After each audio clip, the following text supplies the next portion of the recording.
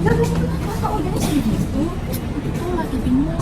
Soalnya orang terdekat itu ada yang kena skizofrenia itu nggak harus gimana? Iya, itu tuh penyakit yang karena proses berpikir itu gak sih mempengaruhi kognitif, terus delusi dan halusinasi juga gak sih? Iya, kurang lebih kayak gitu deh.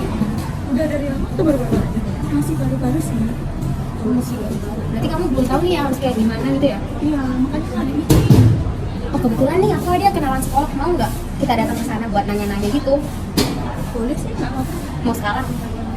Ayo, bisa ikut nggak? Kayaknya aku nggak dulu dan aku ada keperluan. Tapi kalau misalnya bisa ketemu sama aku ya. Oke, pilih. Iya, Iya. Ya, dadah. Langkah apa sih yang dapat dilakukan pada mengenai gangguan spektrum skizofrenia ini? Jadi pencegahan dalam arti yang nature, kan ada nature ada nurture ya, kalian pasti sudah belajar nature dan nurture. Kalau pencegahan yang sifatnya nature itu sulit karena apa? Skizofrenia itu memiliki DNA. Jadi gangguan psikologis, gangguan jiwa, sakit psikologis itu dikarenakan dua faktor utama, yaitu adanya kerentanan itu bisa jadi DNA keturunan atau bisa jadi 5 tahun pertama usia anak. Jadi dari lahir, dari kandungan sampai 5 tahun pertama usia anak. Jadi pada usia kandungan sampai Aurel atau adik ini punya anak sampai usia 5 tahun itu benar-benar harus dijaga kondisi mentalnya. Tidak boleh terbentur, tidak boleh tertekan, tidak boleh, karena sangat mempengaruhi kondisi kejiwaannya nantinya saat dewasa. Nah itu kerentanan. Nah ada faktor kerentanan di situ. Ya keturunan 5 tahun pertama dari kandungan sampai 5 tahun pertama itu, sama yang kedua adalah faktor tekanan. Jadi orang-orang yang memiliki tekanan hidup keras nih, itu akan berpotensi kena gangguan psikologis. Entah itu skizofrenia, entah itu bipolar, entah itu apapun gitu. Jadi kalau tekanan hidupnya berat gitu, itu potensi seperti itu. Jadi kalau untuk pencegahan yang sifatnya nature, alami, itu susah. Karena memang DNA-nya ada DNA-nya di situ. Gitu. Apalagi udah DNA rentan nih, kena tekanan misalnya diperkosa, misalnya kekerasan seksual, misalnya kekerasan bullying yang sampai dipukul-pukul teman-temannya kayak gitu. Jadi itu kan sangat traumatis ya. Jadi itu dapat berpotensi untuk dapat skizofrenia. Tapi kalau pencegahan yang sifatnya nurture atau pengasuhan perawatan itu ada parenting.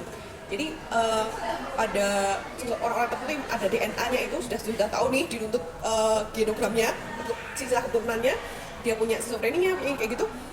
Dia udah tahu kayak gitu, dia harus memutus rantai itu dengan parenting yang sebagus mungkin, parenting yang sehat mental mungkin.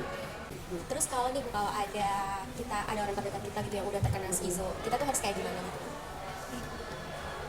Kuratif gitu ya, Iya. lihat. Kuratif gini. Kalau kuratif itu mau nggak mau obat. Jadi ada 2 penyakit psikologis yang harus minum obat seumur hidup. Benar-benar seumur hidup itu 2, skizofrenia dan bipolar. Hamil pun harus tetap minum obat. Skizofrenia dan bipolar tuh harus minum obat seumur hidup. Terus jadi kalau kuratifnya pengobatannya, kalau udah tahu skizofrenia dia tidak boleh lepas dari obat, sama terapi dari psikiater atau psikolog klinis. Jadi benar-benar di terapi, pemikirannya dirunut. Terus yang kedua adalah yang paling penting itu ini termasuk pengobatan, juga termasuk dukungan sosial dari sekitarnya, yaitu sadar realitas. Jadi orang dengan skizofrenia itu dia tidak bisa mengcapture realitas secara real. Jadi dia punya realitas halusinasi, realitas khayalan.